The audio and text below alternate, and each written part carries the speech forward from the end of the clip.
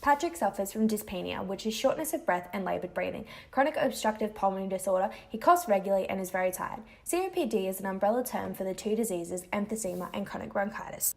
Diseases that block airflow and is characterised by progressive, irreversible damage. He would have developed this over time due to his smoking history.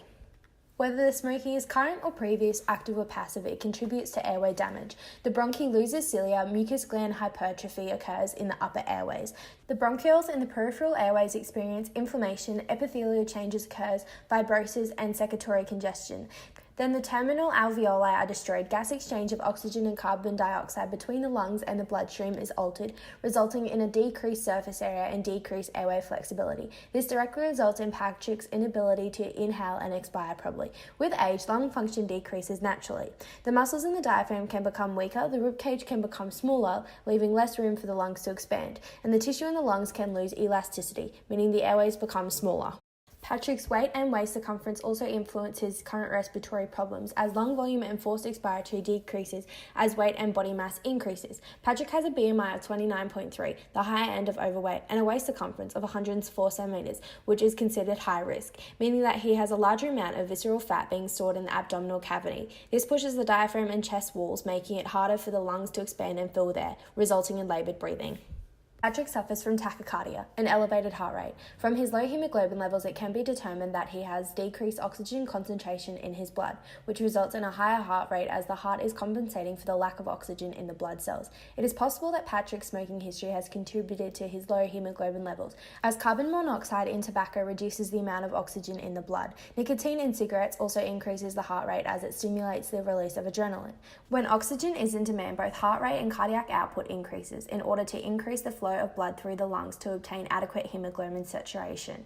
However, the increased flow rate and increased transit time may not allow for the red blood cells to pick up the full load of oxygen. Because of this, hemoglobin oxygen saturation is not complete, which then increases the risk of hypoxemia.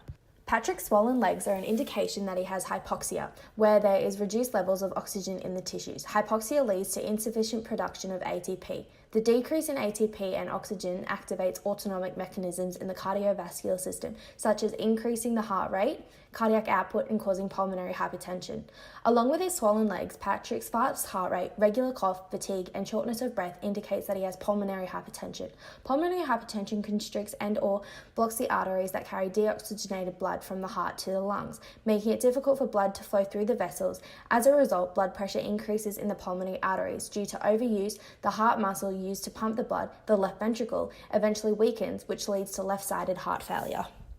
Heart failure refers to the decreased ability of the heart to pump blood efficiently. In Patrick's case, this is a result of his myocardial infarction. Myocardial infarction begins with myocardial ischemia, when there is insufficient blood flow to the heart and when there is increased demand for oxygen in the heart muscle cells. In Patrick's case, these factors are most likely caused by atherosclerosis in the coronary blood vessels and tachycardia.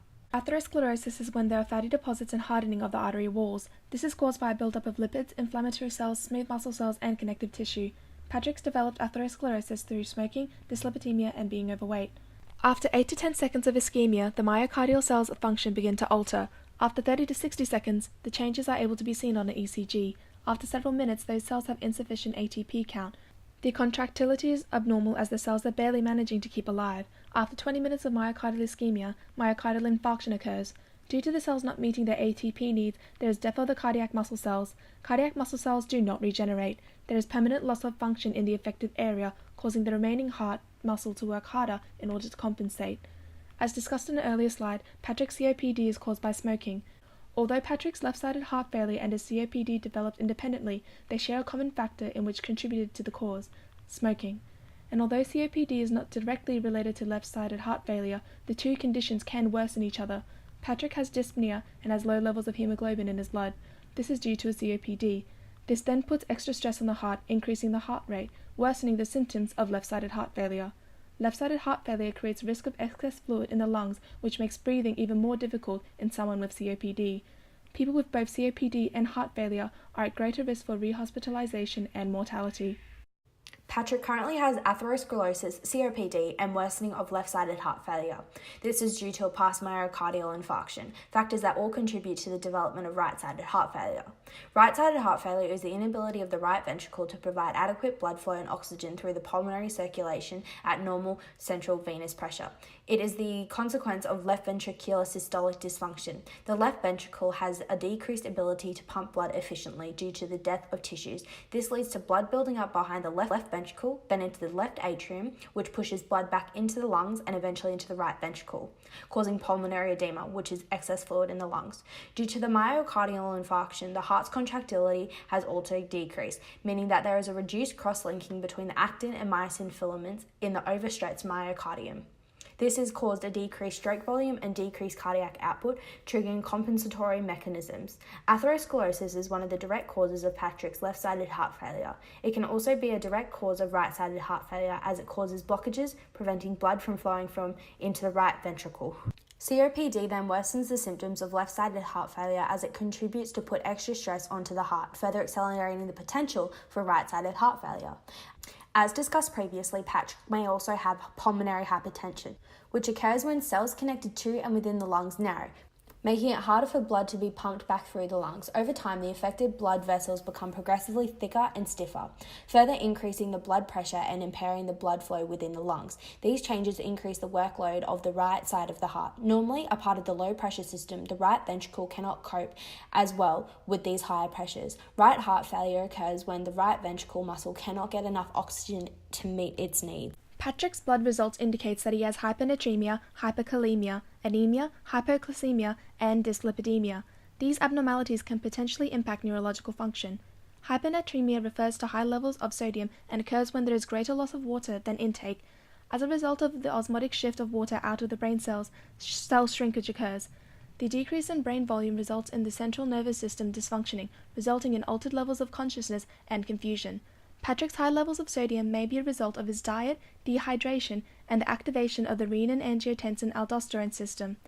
Sodium reabsorption is increased in the kidneys when there is a presence of aldosterone. Patrick's left myocardial infarction has decreased his cardiac output, thus activating RAS, which leads to the secretion of aldosterone.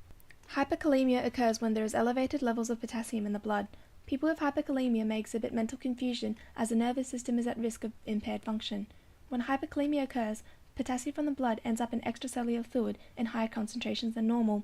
These abnormal concentrations can then result in partial depolarization of the plasma membrane of the neurons, cardiac cells of the heart, and muscle fibers, and can also lead to cells unable to repolarize. Patrick's high levels of potassium may indicate he has dysfunctioning kidneys. Anemia results in the lack of or dysfunctional red blood cells in the body associated with low counts of hemoglobin, which is responsible for carrying oxygen. Fatigue, dizziness, and impaired cognition occur because the body is not receiving adequate oxygen. The low levels of hemoglobin further contribute to the possibility of Patrick having kidney dysfunction. Healthy kidneys produce a hormone called EPO that promotes red blood cell production in the bone marrow. When the kidneys are damaged, they cannot produce enough EPO, causing a decline in red blood cell production, thus causing anemia. Calcium ions help stabilize cell membranes and is necessary for the release of neurotransmitters of hormones in neurons. Due to the importance of calcium in neurological function, hypoglycemia can cause dysfunction in the brain and cause confusion, memory loss, delirium, depression, and hallucinations. Patrick's low levels of calcium and fatigue indicate that he has a vitamin D deficiency, the nutrient that assists in proper calcium absorption.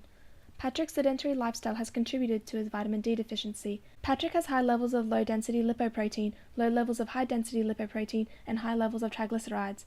These are all an indication that Patrick has dyslipidemia, which is a major risk factor for atherosclerosis. Elevated levels of LDLs and triglycerides contribute to the buildup of plaque. This is worsened by the lowered levels of HDLs, which then helps remove the plaque. Atherosclerosis can cause a blockage in an artery whether through plaque buildup or an embolus, preventing blood from reaching the brain. This ultimately can lead to an ischemic stroke. Patrick's abnormal cholesterol levels are a result of his sedentary lifestyle, being overweight, and his smoking history. An arterial blood gas analysis measures the pH levels from an artery along with the oxygen and carbon dioxide levels. This allows health professionals to observe how well the lungs are able to move oxygen in and carbon dioxide out of the blood.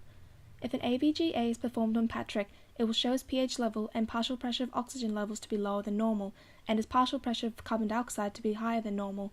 This is because normal oxygenation needs a matching ventilation and perfusion. COPD lowers an individual's forced expiratory volume. This is contributing to a ventilation and perfusion mismatch. The obstruction of the airways is reducing the ventilation.